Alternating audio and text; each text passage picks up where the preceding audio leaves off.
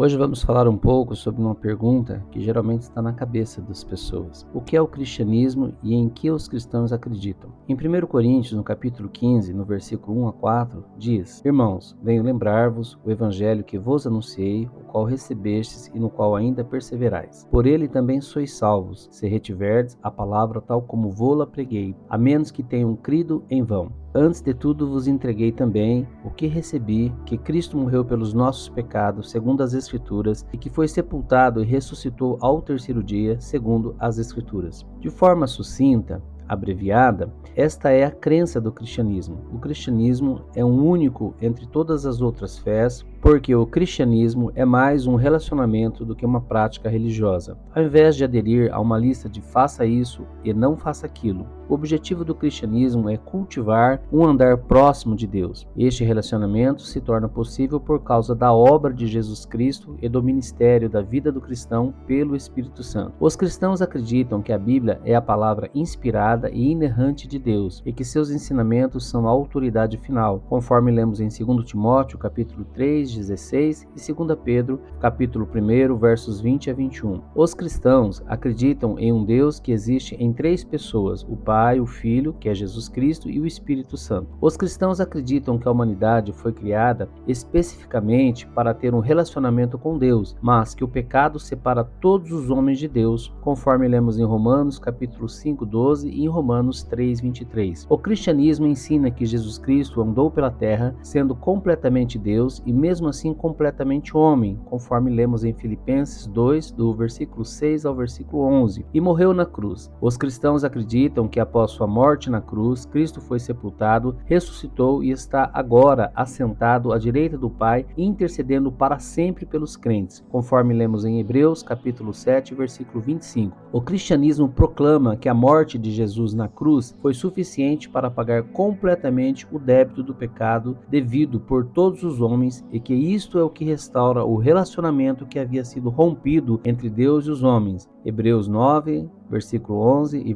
versículo 14. E Hebreus capítulo 10, versos 10 e Romanos capítulo 6, versículo 23 e Romanos capítulo 5, versos 8. Para alguém ser salvo, deve apenas depositar sua fé inteiramente na obra que foi completada por Cristo na cruz. Se alguém acredita que Cristo morreu em seu próprio lugar, pagando o preço pelos seus pecados e ressuscitou, este alguém está salvo. Ninguém pode ser bom o suficiente para agradar a Deus por conta própria, porque todos nós somos pecadores, conforme lemos em Isaías 64, no versículo 6 a 7, Isaías 53, no verso 6. Além disso, não há nada mais a ser feito, porque Cristo já fez tudo o que havia para se fazer. Quando estava na cruz, Jesus disse: "Está consumado". Lemos isso em João, no capítulo 19, no versos 30. Assim como não há nada que alguém possa fazer para ganhar a salvação por conta própria, uma vez que este alguém deposita sua fé na obra de Cristo na cruz, assim sendo, não há nada que alguém possa fazer para ganhar a salvação por conta própria, uma vez que este alguém depositou sua fé na obra de Cristo Jesus. Lembre-se que o trabalho foi realizado e finalizado por Cristo. Nada relativo à salvação depende daquele que a recebeu. João 10, 27 e 29 afirma: "As minhas ovelhas ouvem a minha voz, e eu conheço-as, e elas me seguem, e dou-lhes a vida eterna, e nunca hão de perecer. Ninguém as arrebatará da minha mão. Meu Pai, que mas deu, é maior do que todos, e ninguém pode arrebatá-las da mão do meu Pai." Alguns podem pensar: isto é fantástico. Uma vez salvo, posso fazer aquilo que mais me agradar e não perder a minha salvação. Porém, a salvação não se trata de ser livre para fazer o que mais lhe agrada.